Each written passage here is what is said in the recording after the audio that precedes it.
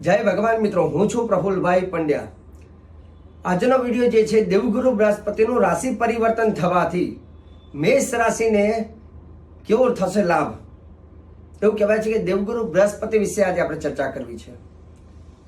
દેવગુરુ બૃહસ્પતિ 2 જૂન 2026 રાશિ પરિવર્તન કરે છે અને 31 ઓક્ટોબર સુધી ઊંચનો ગુરુ કર્ક રાશિમાં રહેવાનો છે। તો મેષ રાશિ માટે આ લાભ કેવો રહેશે? જો વિડીયો સારો લાગે તો વિડીયોને લાઈક કરજો, શેર કરજો અને ચેનલને ફોલો કરજો। એવું કહેવાય છે કે રાશિ ચક્રની પ્રથમ રાશિ જેનું નામ છે મેષ રાશિ, જેના 3 અક્ષર અલ અને ઈ।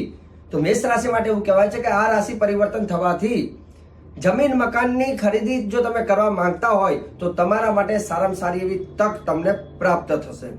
વિદેશમાં જે લોકો રહેતા હોય અને જે લોકો ખાસ કરીને ગ્રીન કાર્ડને લઈને સમસ્યા લોકોની હોય તો એ લોકો માટે પણ સારી તક પ્રાપ્ત થશે। ગ્રીન કાર્ડ તમારું થઈ શકે છે।